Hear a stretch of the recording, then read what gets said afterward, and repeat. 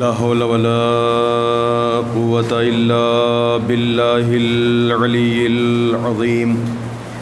أعوذ بالله من الشيطان اللعين الرجيم. بسم الله الرحمن الرحيم.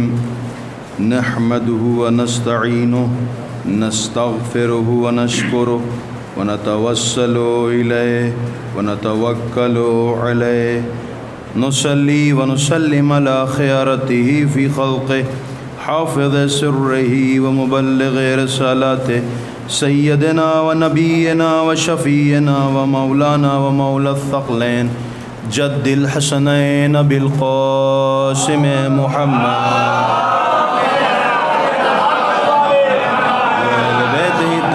الطاهرين المعصومين المظلومين ولعنة الله على أعدائهم أجمعين. رب اشرح لي صدري ويسر لي أمري واحلل عقدة من لساني يفقهوا قولي. أما بعد فقد قال الله سبحانه وتبارك وتعالى في كتاب مبين وهو أصدق الصادقين وقوله الحق. بسم الله الرحمن الرحيم. إن الدين عند الله الإسلام. صلوات پڑھو.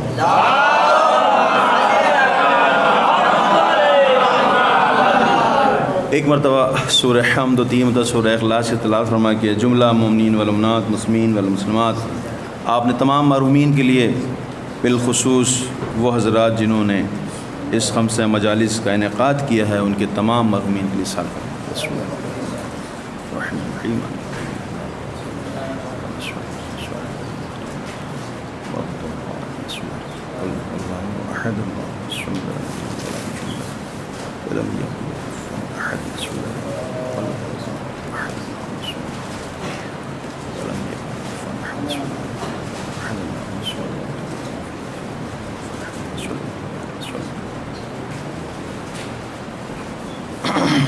ایک صلوات پڑھ دیں محمد والے.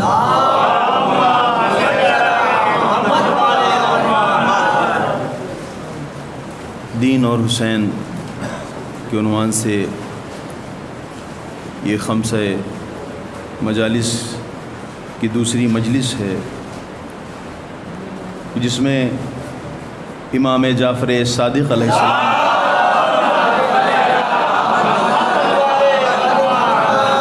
کی دعا جو آپ نے ہم سب کے لیے تعلیم فرمائی کہ غیبت امام میں اس دعا کو مسلسل پڑھو،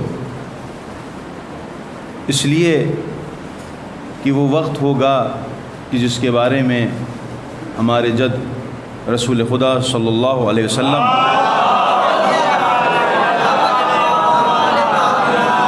نے ارشاد فرمایا ہے کہ جب انسان گھر سے نکلے گا تو مومن ہوگا، لیکن جب واپس آئے گا تو اس کا ایمان زائل ہو جائے گا. لہذا ہمارے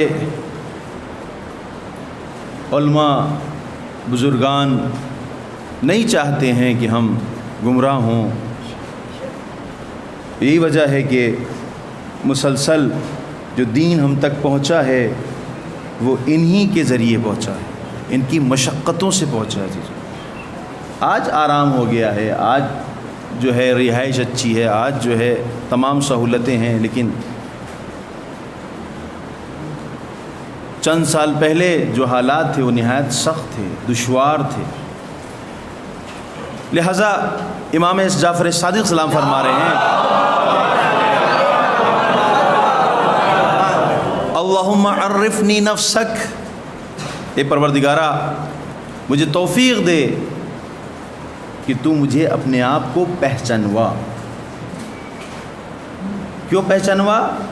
فَإِنَّكَ إِن لَمْ تُعَرِّفْنِي نَفْسَكَ لَمْ أَعْرِفْ رَسُولَكَ. کیوں اگر تم نے ہماری یعنی اپنی معرفی مجھے نہیں کی، اپنے بارے میں مجھے نہیں بتایا، تو بھی ہم تیرے رسول کو نہیں پہچان پائیں گے. اس کے بعد فرماتے ہیں اللہم عرفنی رسولک، اے پروردگارا تو اپنے رسول کی معرفت ہمیں عطا فرما. کیوں عطا فرما؟ اس کے آگے پھر امام فرماتے ہیں فَإِنَّكَ إِن لَمْ تُعَرِّفْنِي رَسُولَكَ لَمْ أَعْرِفْ حُجَّتَكَ. اگر ہم رسول کو نہ پہچان پائے، نہ شناخت کر پائے، تو بھی تیری حجت کو بھی ہم پہچان نہیں پائیں گے۔ اللہم عرفنی حجتک، اے پروردگارا مجھے اپنی حجت، ہاں دیکھیے عجیب ہے، یہ دنیا کے بنائے والوں کی نہیں، بلکہ اپنی حجت، جو تیری حجت ہے، جو تیرا خلیفہ ہے۔ انی جاعلک للناس اماما، امام جو تیرا امام، جو تیرا خلیفہ ہے۔ اللہم عرفنی حجتک، اے پروردگارا اپنی حجت کی معرفی فرما، کیوں؟ فَإِنَّكَ إِن لَّمْ تُعَرِّفْنِي حُجَّتَكَ ضَلَلْتُ عَن دِينِي، اگر حجت خدا سے ہم ناشنا رہے اور اللہ تو نے ہم کو نہیں سمجھایا تو ہم گمراہ ہو جائیں گے۔ تو یہ دعا ہے، اور میں سمجھتا ہوں کہ اس کو ہم لوگ اگر مستقل تکرار کریں تو یہ بہتر ہے، اس لیے کہ یہ ہماری نجات کا بہترین ذریعہ ہے، کیونکہ جو نبی یا امام کوئی بات کہتا ہے وہ عبث نہیں ہوتی، ہاں اس میں اثر ہوتا ہے نا، اس کے اندر اثر ہوتا ہے، اور وہی اثر ہے جو آج تک ہم لوگ سب الحمدللہ ثم الحمدللہ ثم الحمدللہ ٹھیک ٹھاک ہیں دوسروں کی بنسبت دیکھتے ہوئے، ہے نا۔ لیکن اب ہم اہل بیت کی بنسبت اپنے آپ کو دیکھیں گے تب تو بھی گڑبڑ ہو جائے گا، لیکن دوسروں کی بنسبت دیکھیں گے تو کہیں گے الحمدللہ ثم ٹھیک ہے بہت۔ ایک صلوات پڑھ دیں محمد ہے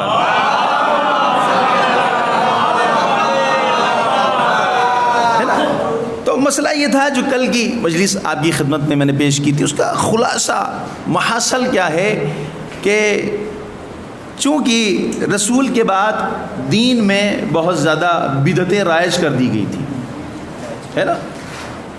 جمعے کی نماز بدھ کو پڑھائی جا رہی ہے، صاحب قبلے کا پتہ ہی نہیں ہے، ٹھیک ہے ذمہ داری ہماری ہے، جدھر چاہے پڑھ لیں آپ، ہے نا۔ یہ تمام چیزیں تھیں۔ اب اس دین کو خالص کرنا تھا، خالص جس میں سے سب ختم ہو جائے۔ ہم نے کل مثال دی تھی لبن خالص کی، یاد ہو گیا انشاءاللہ آپ سب کو۔ ایک صلوات پڑھ دیں محمد علیہ، ہے نا، لبن خالص کی۔ اب تھکیں تو بتا دیجئے گا گھنٹہ پہلے۔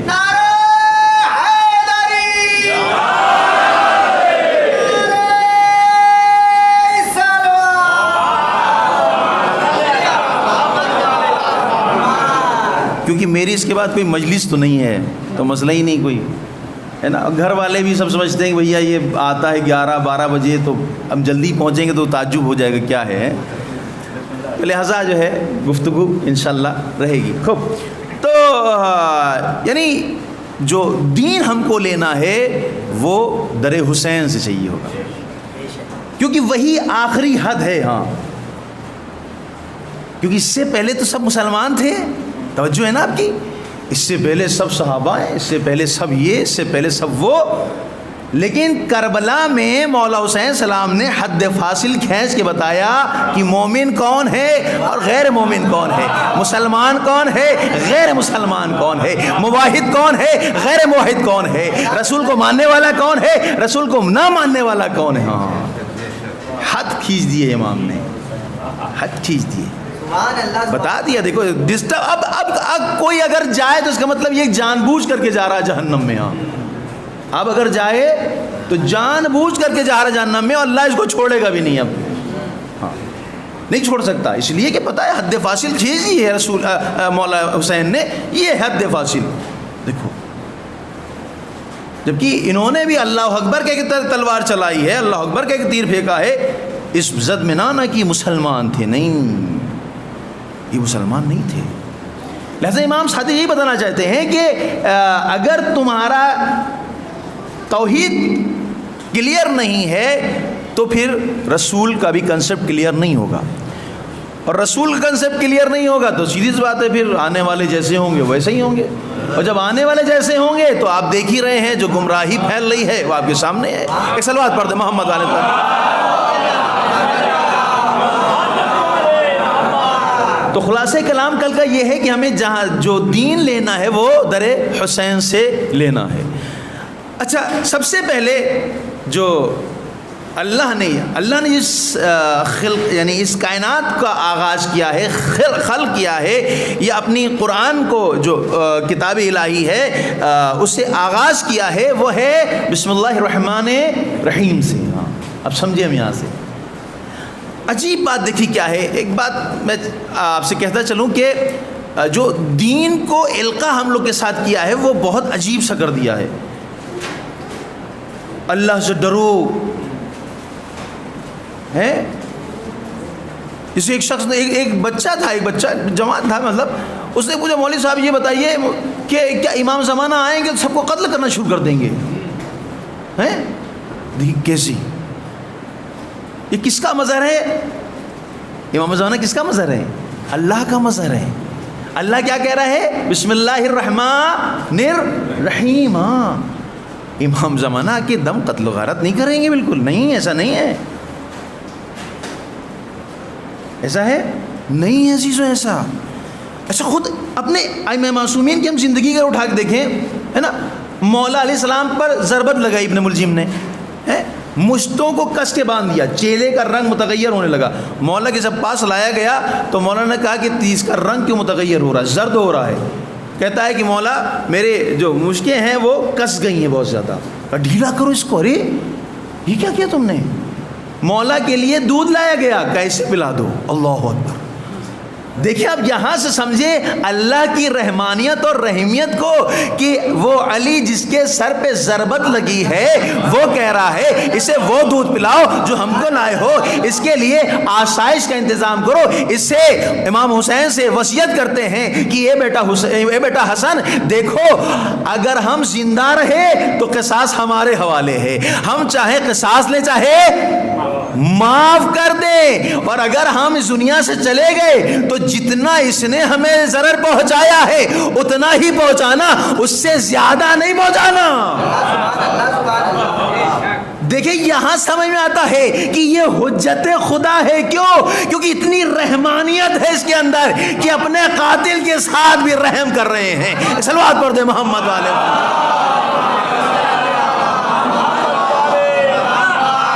ہے نا، اللہ کیا کہہ رہا ہے؟ اللہ کہہ رہا ہے ہم رحمان ہیں، ہم رحیم ہیں۔ رحمان اور رحیم کون ہے؟ اللہ ہے، آغاز اسی سے کیا ہے، اور یہی وجہ ہے کہ اس کا اپنا ایک اثر اللہ نے رکھا ہے۔ اثر، کھانا کھانے سے پہلے بسم اللہ کرو، کیوں؟ اثر ہے اس کا۔ پانی پینے سے پہلے بسم اللہ کرو، دوا کھانے سے پہلے بسم اللہ کرو، گھر سے باہر نکلنے سے پہلے، کیوں؟ اس لیے کہ جب تم بسم اللہ کرو گے تو تمہارا ذہن اللہ کی طرف جائے گا اور تمہارے سمجھ میں آئے گا کہ ہماری کوئی حیثیت نہیں ہے، جو کچھ ہے وہ اللہ ہے، خالق اللہ ہے، رازق اللہ ہے، زندہ رکھنے والا اللہ ہے، مارنے والا اللہ ہے۔ بس جب تم یہ سوچ لو گے تو یاد رکھو پھر ہم تمہاری زندگی کو، چاہے وہ دنیاوی ہو چاہے وہ اخروی ہو، اتنا خوبصورت کر دیں گے کہ تمہارے دشمن غبطہ کریں گے۔ صلوات پڑھ دے محمد والے۔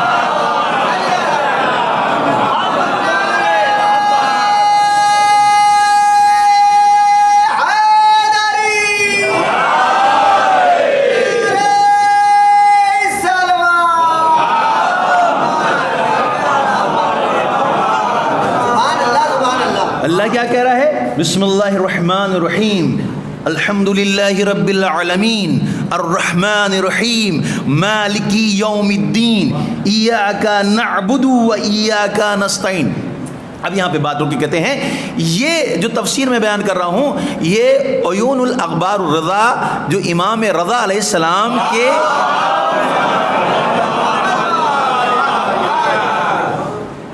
احادیث ہے، اس میں امام نے اس تفسیر کو نقل کیا ہے۔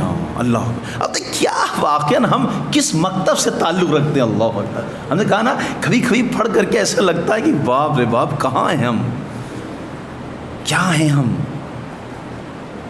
اور کبھی کبھی چیخ نکل جاتی ہے عزیزوں، رونا آتا ہے کہ ہماری اور بلندی ہونی چاہیے تھی، ہمارے اندر اور ارتقا ہونا چاہیے تھا، لیکن پھر ہم آگے کیوں نہیں بڑھ پا رہے ہیں؟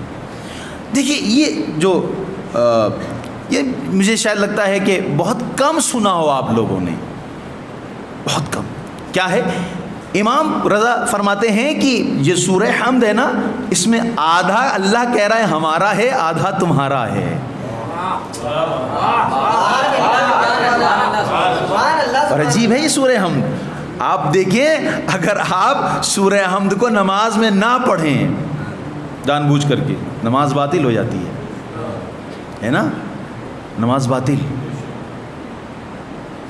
امام کہتے ہیں کہ یقین رکھ کے اگر سورہ حمد کو پڑھے اور ایک پانی پہ دم کرے اور وہ مردے پہ ڈال دے تو مردہ زندہ ہو جائے گا. یہ ہے سورہ حمد، یہ ہے سورہ حمد. اچھا کیوں نہ ہو، عجیب بھی تو ہے نا. آغاز کس سے ہو رہا ہے؟ بسم اللہ الرحمن الرحیم سے ہو رہا ہے نا. تفسیر جاتے ہیں پہلے مولا علیہ السلام کی، پھر یہ تفسیر بیان کرتے ہیں. کس سے تفسیر کر رہے ہیں مولا؟ ابن عباس سے. رات ہو گئی ہے، مولا تفسیر بیان کر رہے ہیں کس کی؟ بسم اللہ الرحمن الرحیم کی. صبح نمودار ہو گئی، تفسیر ختم نہیں ہوئی. ایک مرتبہ ابن عباس کہتے ہیں آقا صبح نمودار ہونے والی ہے. کہا ابن عباس ابھی تفسیر ختم نہیں ہوئی ہے، اگر 70 اونٹ لے کر کے آؤ اور اس پر صرف اور صرف بسم اللہ کی تفسیر حمل کرو گے تو یقین جانو یہ کم ہے.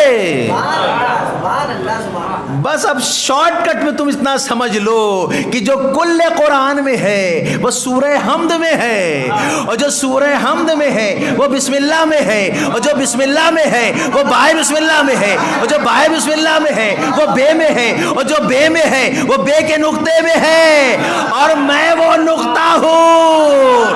یعنی پتا چلا کہ اگر اس بسم اللہ کو سورہ حمد کے ساتھ پڑھا جائے تو اللہ بھی شامل ہے، علی بھی شامل ہے، شروع بھی ہے اور آخر بھی ہے، بیچ میں خود بخود ٹھیک ہوگا، انسان زندہ ہو جائے گا. صلوات پڑھ دیں محمد والے.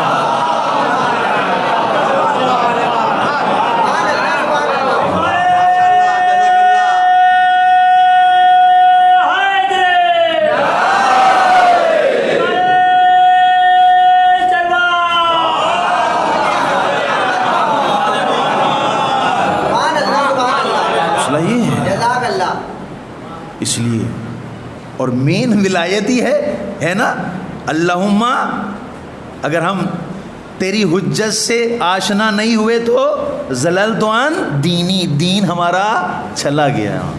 لہذا بسم اللہ کا جو بے ہے اس کا نقطہ کون ہے؟ ولایت علی. اسی وجہ ہے کہ ہم لوگ جو نمازیں پڑھتے ہیں چاہے وہ جہری ہو چاہے اخفاتی ہو سب میں بسم اللہ زور سے کرتے ہیں. دھیرے سے بسم اللہ کہنے کا حکم نہیں ہے. تم ولائی اور ڈرنے کیا بات ہے، زور سے کہو بسم اللہ. بسم اللہ وہ دھیرے سے کرے جس کا عقیدہ اور توحید صحیح نہ ہوا. اب یہ امام رضا علیہ السلام جو فرما رہے ہیں وہ آپ کی خدمت پیش کرنا ہے کہ امام فرماتے ہیں کہ جب بندہ کہتا ہے بسم اللہ الرحمن الرحیم، عجیب ہے. دیکھیے بندہ کھڑا ہے کس کے لیے؟ نماز کے لیے. اللہ اکبر تکبیرۃ الاحرام کیا، اس کے بعد پھر شروع کیا بسم اللہ الرحمن الرحیم.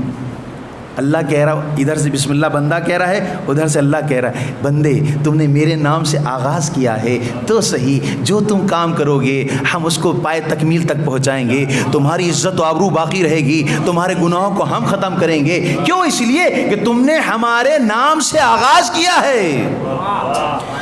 اور پھر جب بندہ کہتا ہے الحمدللہ رب العالمین، تب اللہ کہتا ہے تو صحیح تم نے میری حمد و ثنا کی ہے. یاد رکھو تم یہ سمجھ رہے ہو، تم یہ جان رہے ہو کہ ہم نے تمام نعمتوں کو تم کو دیا ہے تو اب تمہاری نعمتوں میں اور اضافہ کر دیں گے. سبحان اللہ سبحان اللہ. تم ہماری ستائش کر رہے ہو سب کو چھوڑ کر کے، تم ہماری مدح و ثنا کر رہے ہو سب کو چھوڑ کر کے، تو یاد رکھو ایک ایسا وقت آئے گا کہ جب تم قیامت میں آؤ گے تو فرشتے تمہاری ستائش کر رہے ہوں گے اور لوگ کہیں گے اس نے کون سا ایسا عمل انجام دیا ہے کہ فرشتے اس کی مدح و ثنا کر رہے. کہ یہ وہی بندہ ہے جو زمین پر ہماری حمد و ثنا کرتا تھا. صلوات پڑھ دیں محمد والے محمد.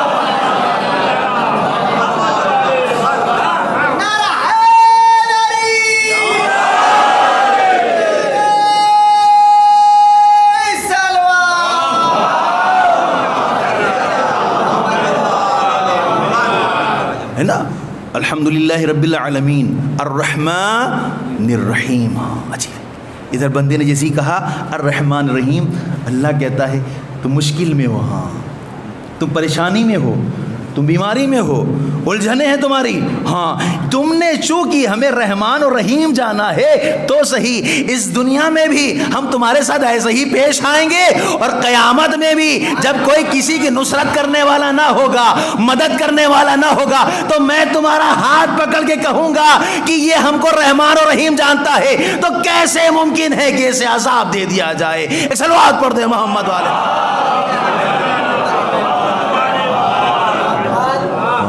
پھر آتا ہے مالکی یوم الدین، کون کہہ رہا ہے؟ بندہ کہہ رہا ہے۔ ادھر اس نے کہا مالک یوم الدین، اے پروردگارا تو ہی مالک ہے قیامت کا۔ اللہ اکبر، قیامت کا مالک کون ہے؟ اللہ ہے۔ اللہ کہتا کیا بات ہے، تم یہ جانتے ہو کہ ہم قیامت میں مالک ہیں تو صحیح، اب جب تمہارا نام اعمال آئے گا تو پھر دیکھنا سوائے نیکیوں کی اور اس میں کچھ نظر نہیں آئے گا۔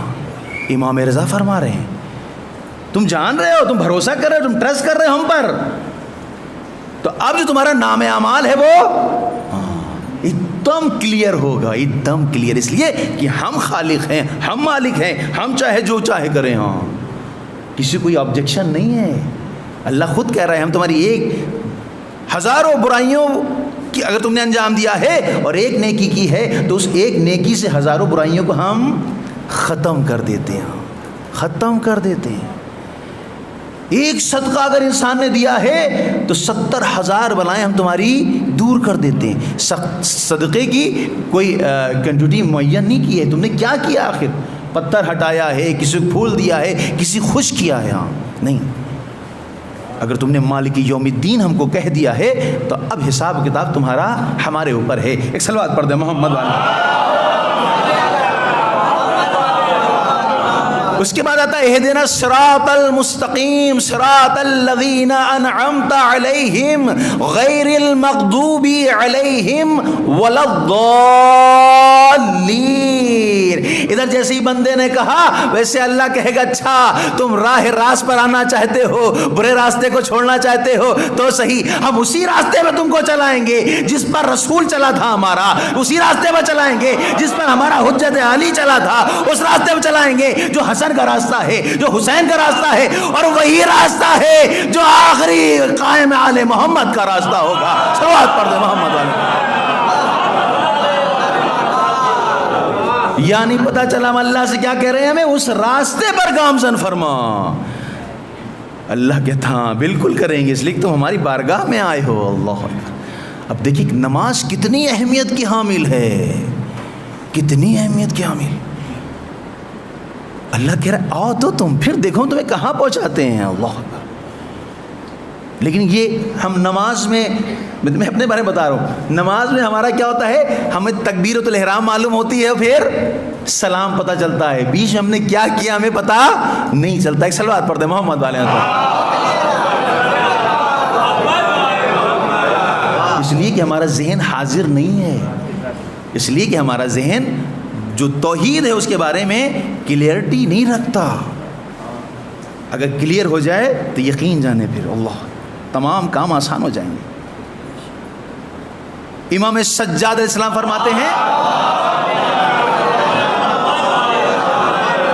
کہ ایک عابد تھا، ہے نا، اور یہ عابد جو ہے مسیحوں میں سے تھا، اپنے معبد میں بیٹھا ہوا عبادت کرتا رہتا تھا۔ ایک فرشتہ ادھر سے گزرا، اس فرشتے نے دیکھا یہ بہت عبادت کر رہا ہے، مستقل زار زار گریا کر رہا ہے، رو رہا ہے ایک دم۔ ایک مرتبہ اس نے آسمان کی طرف دیکھا، جو نام اعمال والا تھا، جو عباد کا تھا، عبادت کرنے والوں کے جو نام لکھے تھے، اس میں دیکھا کہ اس کا تو نام ہی نہیں۔ سنیں گے واقعہ فرشتے نے دیکھا کہ جس میں عابدوں کے نام لکھے تھے اس میں تو اس کا نام ہی نہیں ہے۔ کیا بات ہے، اے پروردگارا یہ تیری عبادت کر رہا ہے، مستقل گریا وزاری کر رہا ہے، تیرا نام لے رہا ہے۔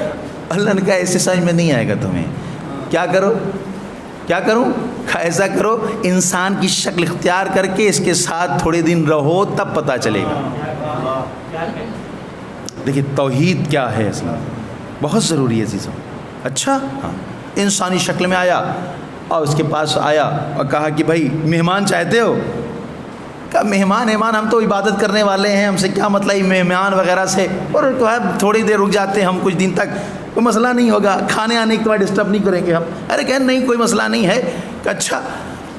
اب وہ فرشتہ جو انسانی شکل میں آیا تھا وہ دیکھ رہا ہے، کہہ رہا ہے کوئی تو کمی نہیں دکھ رہی اس کے اندر، سب ٹھیک ٹھاک ہے، بالکل صحیح و سالم ہے، عبادت کر رہا ہے، مستقل گریہ وزاری کر رہا ہے، سب کر رہا ہے. ایک دن گزر گیا، 2 دن گزر گیا، 3 دن گزر گیا. ایک دن اسے فرشتے نے بیچارے نے کہا پوچھ ہی لیتے اس سے کیا بات ہے. کہا بھائی یہ بتاؤ کہ تم جو گریہ اتنا کر رہے ہو کوئی گناہ ہونا کیا کیا تم نے؟ ہمیں کہ کیسی بات کر رہے ہو کہ گناہ ہم نے کہاں کیا؟ بچپن سے مطلب میرے باپ بھی عابد تھے اور بچپن سے میں 7 سال کی عمر میں اس معبد میں ہوں اور 7 سال سے میں یہیں رہ رہا ہوں، تو گناہ ہونا کی سوال ہی نہیں پیدا ہوتا. کہ اچھا. کہا پھر تم کو رو کیوں رہے ہو؟ کہا آؤ میں تم کو دکھاؤں. کہا اچھا چلو. کہ باہر چلو. معبد کے باہر آیا، دیکھا گھاس لگی ہوئی ہری ہری. کہتا ہے کہ اس گھاس کو تم دیکھ رہے ہو؟ کہاں دیکھ رہے ہیں. کہہ رہے بتاؤ خدا کیسا ہے؟ کاش اپنے گدھے کو بھیج دیتا اور یہ گھاس کھا لیتا تو کم سے کم اپنے خدا کے گدھے کی زیارت کر لیتے. کہا دیکھا جب سمجھ میں آیا کہ اس کا توحید کیسا ہے، وہ پتا چلا کہ اگر گدھے کا ماننے والا ہے تو توحید ہی گڑبڑ ہے. چلو ہاتھ پر دے محمد والے محمد پر. ایک صلوات پڑھ دے محمد والے محمد پر.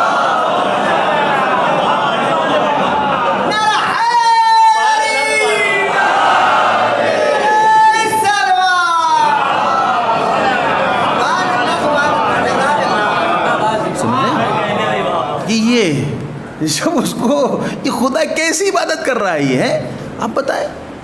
وہ کہہ رہا گدھا اللہ کا گدھا آتا چر جاتا، کم سے کم اللہ کی گدھے کی زیارت کر تو لیتا، کچھ تو ہمارا عبادت کا حل ہوتا. سوچیے یہ خدا ہے اس کا.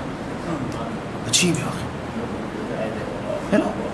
بلہم بورا آپ نے نام اس کا واقعہ سنا ہوگا آپ نے. بلہم بورا کا کتنا عابد تھا، کتنا عابد تھا، کتنی یعنی یہ دعائیں لوگ کرانے آتے تھے باقاعدہ. دعائیں جیسے مثلا لوگ جو ہیں بہت زیادہ انگوٹھیاں اور وہ سب پہن لیں، ان کے پاس آتے ہیں کہ تعویذ لکھ دی ہے جیسا ہے نہیں. بہت اچھا ہے اور ٹھیک ٹھاک پیسے ملتے ہیں اس کے اندر ہے نا. شارٹ کٹ پہ مطلب یار کچھ بھی لکھ دو اٹھا کر کے کیا پتہ ہے. وہ بیچارہ عقیدے سے جائے گا تو کام ہوگا ہی. ابھی یوں ہی اگر عقیدے سے مانگ لے تو ضرورت ہی نہیں کچھ لکھنے والے لکھوانے کی ہے نا. تو مسئلہ یہ تھا کہ یہ بہت عبادت کرتا تھا، خوب دعائیں پوری ہوتی تھی اس سے، خوب دعائیں. اب دیکھیے جب انسان کا توحید کلیئر نہیں ہوتا ہے تو کہاں پہنچ جاتا ہے، وہ کہاں پہنچ جاتا ہے. ایک دن صاحب جو حکومت والے اس کے پاس آئے نئے نئے کپڑے لے کر کے، قیمتی کپڑے لے کر کے، یہ بیوی کا تمہارے، یہ تمہارا، یہ کھانا وہ تمہیں. اچھا ہاں. کہا بس تمہیں کو ہی ہم لوگ چاہتے ہیں کہ عہدہ دینا، لیکن موسیٰ کے خلاف تم ہو جاؤ. اچھا یہ اس لیے آئے تھے کہ یہ دعا کرتا ہے تو اس کی دعا پوری ہو جائے گی، اور اگر موسیٰ کے لیے بد دعا کر دے گا تو ہاں. عجیب ہے. دیکھیں بڑے بڑے لوگ پڑھے ہیں تاریخ میں. ایک صلوات پڑھ دے محمد والے محمد پر. حجت خدا کے لیے بد دعا کی جائے اگر تو بیڑا اسی کے غرق ہونا ہے، باقی کچھ ہونا نہیں ہے. اب یہ خود سمجھ لے کہ بیڑا غرق کرنا ہے یا بیڑے کو بچانا ہے. ایک صلوات پڑھ دے محمد والے پر. اب وہ اتنا دیکھ کر کے اچھا کہاں کیا کرنا ہے؟ کہا موسیٰ خلاف بد دعا کرنی ہے. بس کہاں یقین جانے کا توحید. میں نے بتایا نا امام صادق ہی فرما رہے ہیں اے پروردگارا ہمیں توفیق دے تاکہ ہمارا کیا کلیئر ہو، توحید کلیئر ہو جائے. اور توحید جب کلیئر ہوگا تبھی رسول سمجھ میں آئے گا. اس کا توحید ہی کلیئر نہیں تھا اس لیے موسیٰ سمجھ میں نہیں آیا. اگر توحید کلیئر ہوتا تو فوراً کہتا تم بیوقوف آدمی ہو، وہ حجت خدا ہے، وہ نبی ہے، اس کے خلاف اگر ہم جائیں گے تو ہمارے تمام اعمال ضبط ہو جائیں گے، ختم ہو جائیں گے. پتہ چلا اگر حجت خدا کے خلاف کوئی بھی آ جائے، چاہے جتنا بڑا حاجی کیوں نہ ہو، چاہے جتنی نمازیں کیوں نہ پڑھتا ہو، اللہ اس کی اس تمام چیزوں کو ردی میں ڈال دے گا. صلوات پڑھ دے محمد والے محمد.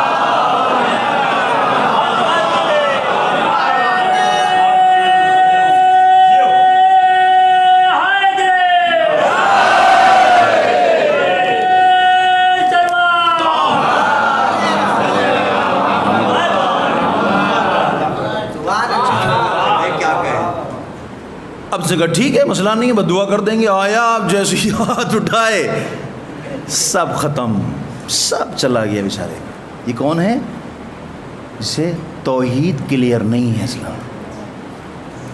اگر توحید کلیئر ہوتی تو نہ کرتا. اب شیطان کو دیکھیے، اچھا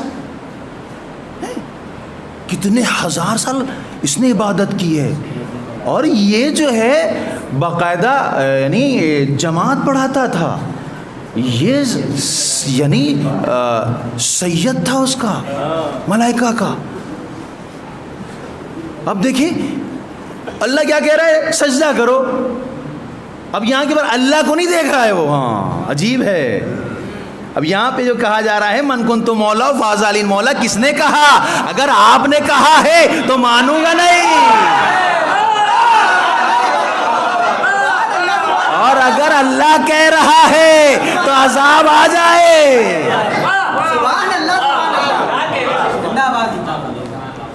ہے نہیں؟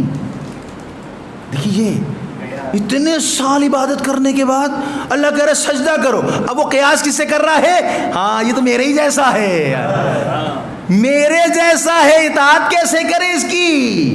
اللہ وہی تو لوگ کہتے ہیں نا میرے جیسے، نبی میرے ہی جیسے. اس نے بھی قیاس کیا، ہم تو اعلیٰ ہے، ہم نار سے بنے ہیں اور یہ تین مٹی سے بنے ہیں، کیسے آگ سجدہ کرے مٹی کا. ہاں اس کا اگر توحید کلیئر ہوتی تو مٹی سمجھ میں نہ آتی، اللہ سمجھ میں آتا. اللہ کہہ رہا ہے تو سجدہ کرتا، یقین جانے اور بلندی ادا کرتا. پتہ چلا کہ اگر دین صحیح نہیں ہے، اگر توحید صحیح نہیں ہے تو خدا وہ حجت خدا کو نہیں مانے گا. اور جب حجت خدا کو نہیں مانے گا تو لعنت ہی لعنت پڑے گی اس پر. صلوات پڑھ دے محمد والے محمد.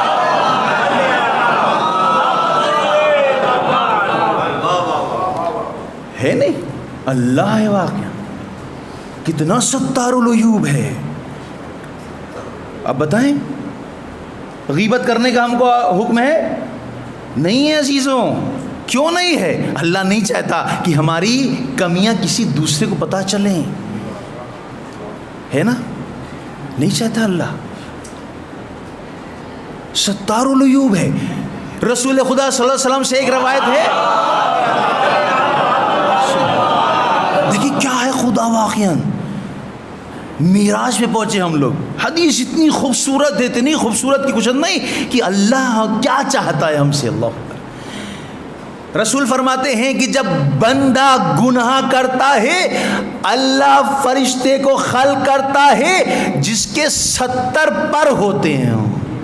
اچھا اللہ جو ستار العیوب ہے یہ دنیا کے لیے نہیں ہے بلکہ آخرت کے لیے بھی ہے، تاکہ فرشتے بھی اس کے گناہوں کو نہ دیکھیں. اس لیے کل قیامت میں کوئی گواہ نہ بن جائے کہ اے پروردگارا یہ گناہ گار تھا، یہ جنت میں کیسے جا رہا ہے. اللہ کہتا ہے نہیں، اس کا حساب و کتاب میرے ساتھ ہے، لہذا مخفی کیا جائے. سبحان اللہ. رسول فرماتے ہیں کہ جب انسان گناہ کرتا ہے اللہ 70 پر والے فرشتے کو معین کر دیتا ہے، وہ اس کو پورا ڈھانپ لیتا ہے تاکہ اس کے گناہ آیا نہ ہو. لیکن جیسے جیسے گناہ کرتے رہتا ہے اس کے پر ختم ہوتے رہتے ہیں یہاں تک کہ سب ختم ہو جاتے ہیں. جب دوسرا گناہ کرتا ہے پھر اللہ فرشتے کو معین کرتا ہے، پھر وہ فرشتہ پر سے پورے اس کو گھیر لیتا ہے تاکہ اس کا گناہ پتہ نہ چلے. پھر یہ گناہ کر کے اس کے پروں کو توڑ دیتا ہے. رسول فرماتے ہیں کہ یہ 1000 پروں کو ختم کر دیتا ہے گناہ سے. اللہ اکبر. اب اللہ کہتا ہے کہ یہ میرا بندہ ہے، تم لوگ ہٹ جاؤ، ہم اس کا ستر کریں گے، ہم اس کو چھپا کے رکھیں گے تاکہ اس کا گناہ عیا نہ ہو. ایک صلوات پڑھ دیں محمد والے محمد. اللہ آ جاتا ہے، یعنی پتہ چلا ملائکہ کا سب ختم. اب اللہ کہہ رہا ہم ہیں، ہم تمہارے گناہ کو عیا نہیں ہونے دیں گے، ہے نا. اب دیکھیں میں ابھی مثلاً آیا ہوں، آپ نے سب نے سلام کیا ہے نا، عزت دی. کیوں دی؟ کیونکہ آپ کو گناہ نظر نہیں آیا ہمارے اندر کوئی. ہاں اچھی ہے. سلام کا مطلب یہ ہے کہ اللہ نے ہم کو یہ عزت عطا کی. اللہ نے عطا کی ہے، نہیں تو وگرنہ ہمارے گناہ سامنے آ جاتے تو آج ہم کو ممبر آپ دیتے. کہتے نہیں ہم تو مولانا مولوی کچھ نہیں کہیں گے، آپ تم اترو نکل جاؤ یہاں سے. اللہ اکبر. لیکن اللہ کہتا نہیں، ہم تمہاری عزت رکھیں گے. اللہ اکبر. جب تم کو کوئی سلام کرے نا تو ایک بار ہم کو ضرور دیکھ لینا، اس لیے کہ میں نے تمہارے گناہوں کو چھپا رکھا ہے، وگرنہ اگر تمہارے گناہ آیا ہو جاتے تو تمہیں کوئی سلام نہ کرتا. یہ خدا جو ہمارے گناہوں کو پوشیدہ رکھنے کی کوشش کرتا ہے. تم نے گناہ کیا ہے کوئی بات نہیں ہے، لیکن آ جاؤ میرے پاس، ہم معاف کر دیں گے. اب دیکھیے سب سے پہلے ناراض کون ہوتا ہے ماں باپ میں؟ سب سے پہلے کون ناراض ہوتا ہے؟ باپ. اور سب سے آخر میں کون ناراض ہوتا ہے؟ اماں. ہاں عجیب ہے، سب سے پہلے باپ ناراض ہوتا ہے اور سب سے بعد میں ماں، اور سب سے پہلے راضی کون ہوتا ہے؟ اللہ اکبر. اب دیکھیں یہ ماں جو سب سے بعد میں ناراض ہو رہی ہے، کتنا مطلب ہم نہایت ہی خراب کام کر رہے ہیں. باپ کہہ رہا گھر سے نکال دو، نہیں ہے تھوڑا سا چھوڑ دو، ہو سکتا ہے شاید سدھر جائے. بیٹا دیکھو ایسا مت کرو، بیٹا بھی دیکھو ایسا مت کرو. یہ ماں کے دل میں محبت کس نے ڈالی ہے؟ جو سب سے آخر میں ناراض ہو اور جو سب سے پہلے راضی ہو، تو وہ خدا کتنا قریب ہوگا کہ جس ماں کے اندر یہ محبت ڈالی وہ خدا کہے گا معاف کر دو، معاف کر دو، معاف کر دو. اور ادھر ہم گناہ کرتے ہوئے آئے، اے پروردگارا بہت گناہگار ہے، کا سارے گناہوں کو معاف کر دو، اس کو ایسا بنا دو جیسا ابھی ابھی یہ اپنے ماں کے شکم سے باہر آیا ہو. ایک صلوات پڑھ دے محمد والے.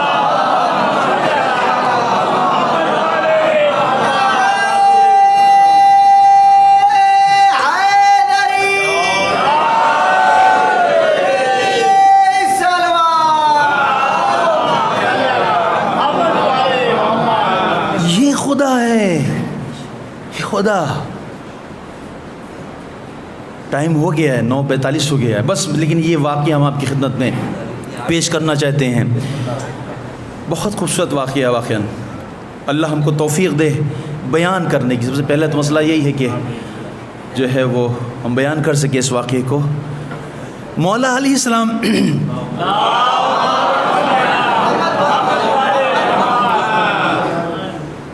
مسجد کوفہ میں بیٹھے ہوئے ہیں اور بہرحال لوگوں کا تاتا لگا ہوا ہے، آ رہے ہیں اپنے مسئلے مسائل پوچھ کے جا رہے ہیں.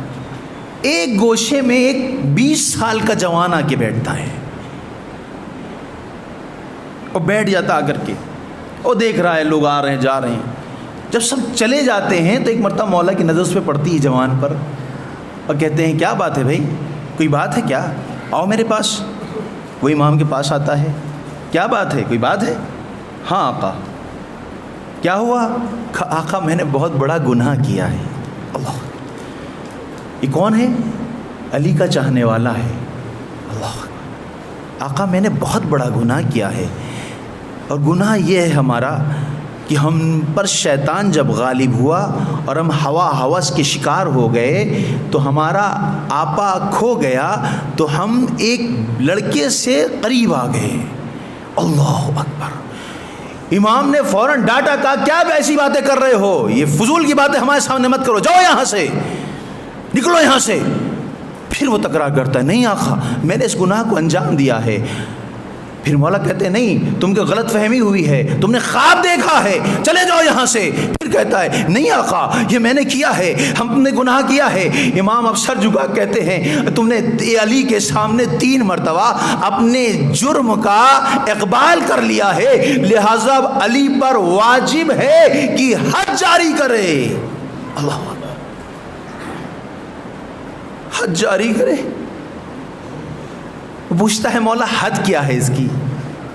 کہتا ہے اس کی کئی حدیں ہیں. مولا فرماتے کئی حدیں ہیں. ایک تو یہ ہے کہ قتل کر دیا جائے، دوسرا یہ ہے کہ پہاڑ سے نیچے پھینک دیا جائے، اس کی ہڈی پسلی سب ٹوٹ جائے، اور تیسرا یہ ہے کہ اس کو پتھروں سے مار دیا جائے، اور چوتھا یہ ہے کہ اس کو زندہ جلا دیا جائے.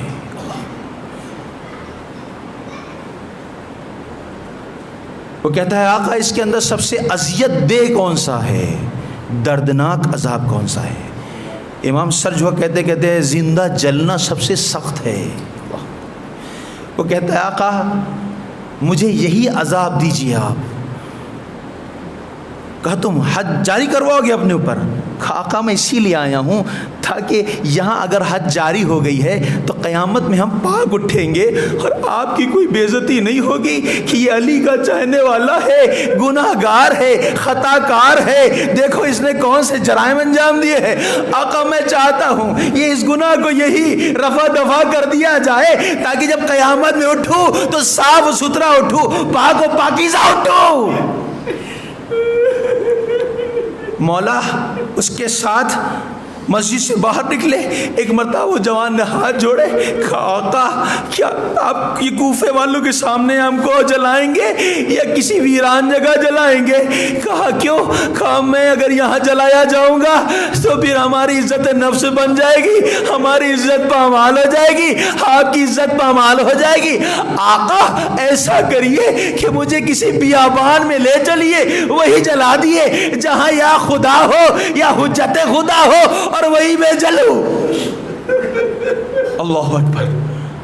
مولا علیہ السلام کے ساتھ ساتھ جوان آتا ہے، کوفے سے باہر آیا، ایک گودال کھودا گیا، دونوں نے مل کے گودال کھودا، دونوں نے مل کر کے لکڑی اکٹھا کی، جب لکڑی اکٹھا ہو گئی مولا نے آگ لگا دی، آگ جلنے لگی، آگ جلنے لگی۔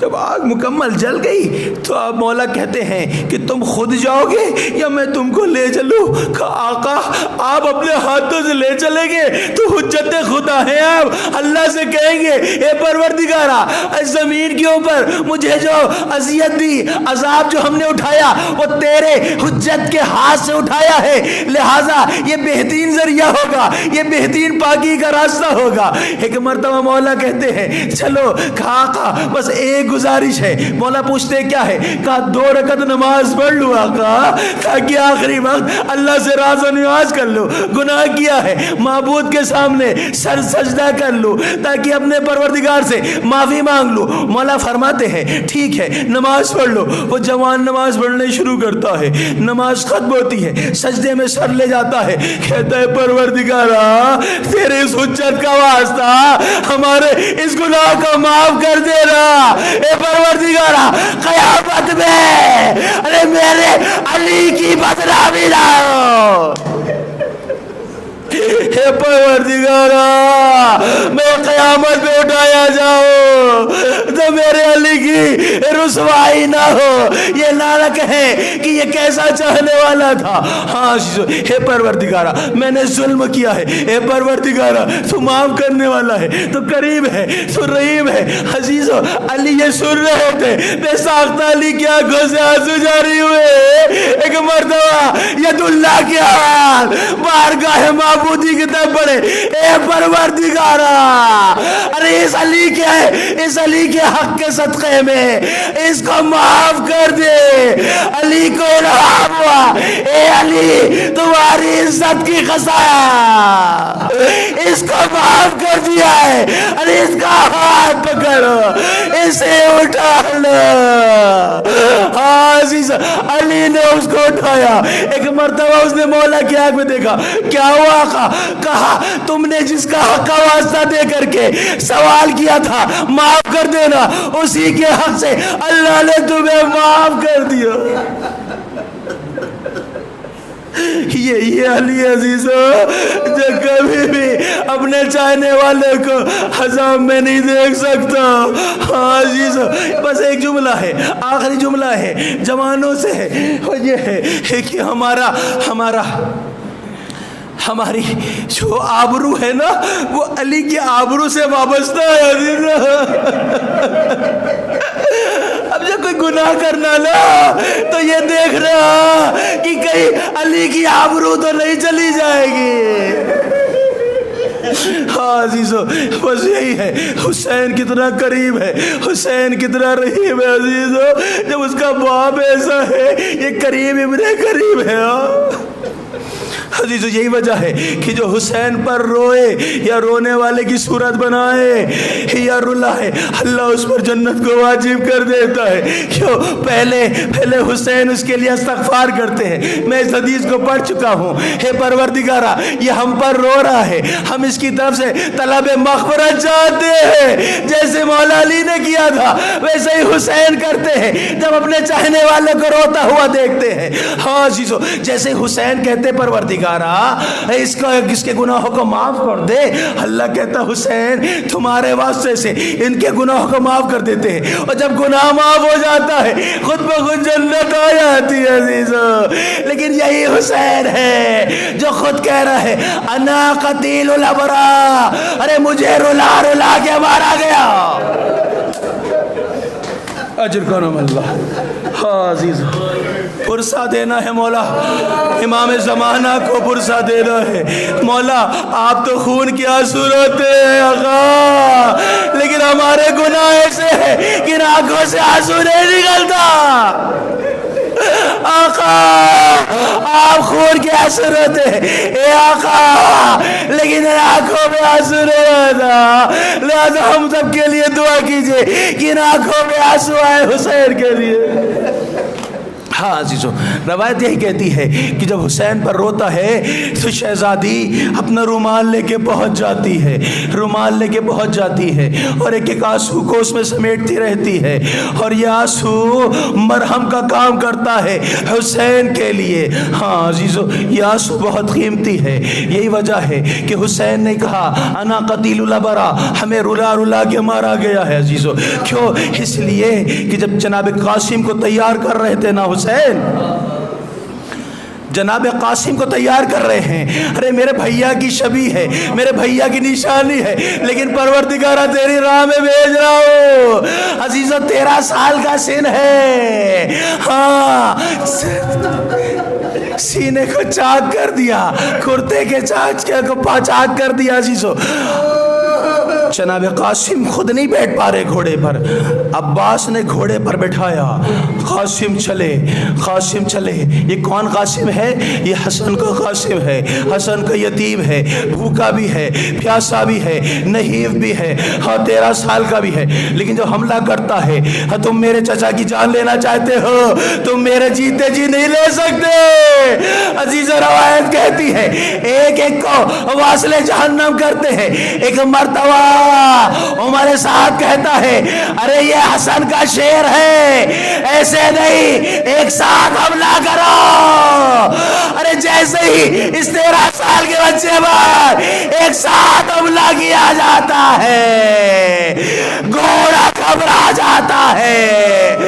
عزیزو ادھر گھوڑا گھبرایا, ادھر جناب قاسم زمین کربلا میں آئے.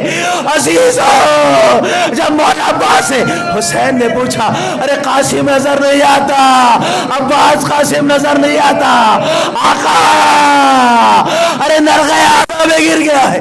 حسین کہتے ہیں عباس جلدی چلو, ارے قاسم کو جان کو خطرہ ہے. ایک طرف سے مولا عباس, ایک طرف سے مولا حسین. ارے دونوں جب شیر حملہ کرتے ہیں, ارے یزیدی لشکر خوف زدہ ہو جاتی ہے. عزیزوں گھوڑے دوڑنا شروع ہوتے ہیں. جناب قاسم ان گھوڑوں کے ٹاپوں سے اے چچا دیکھ رہے, اے چچا. اجرکم اللہ. ہے پروردگارہ ان آنسوں پہ رحمت نازل فرما, ان آوازوں پہ رحمت نازل فرما, ان کے رزق روزی میں اضافہ فرما. ہے پروردگارہ تجھے تیرے حق کا واسطہ ان آنسوں کو قبول فرما, شفاعت کا ذریعہ قرار دینا. ہاں عزیزو جناب قاسم زمین پر, ہاں گرد پھیلی ہوئی ہے. قاسم بیٹا کہاں ہو؟ مولا حسین قاسم کو پکار رہے ہیں, مولا عباس قاسم کو پکار رہے ہیں. قاسم کو یہ آواز نہیں آتی, بیٹا قاسم کہاں ہو؟ ایک مرتبہ جب گرد چھٹی ہے, دھول ہٹی ہے, تو عجیب منظر دیکھا کربلا پر. ارے دیکھا قاسم کی لاش, ارے باوان بڑی ہے. حسین نے اپنے آپ کو زمین کربلا پہ گرایا. اے بیٹا قاسم, چچا کا شوق ہے کہ تیری مدد نہ کر پایا. بس آخری جملہ ابھی تک جتنے بھی شہید آ رہے تھے نا, ان کی لاشیں پامال نہ ہوئی تھی. ارے پوری لاش تھی, ہاتھ سلامت تھے, جسم سلامت تھا, لیکن اب جب اسے ارے قاسم کی لاش لے کے چلے تو پوچھ رہے ارے قاسم کہاں ہے. ایک مرتبہ ابا کو زمین میں رکھے گا, ارے یہ قاسم ہے. فرمان نے اپنے آپ کو ابا پر گرا دیا.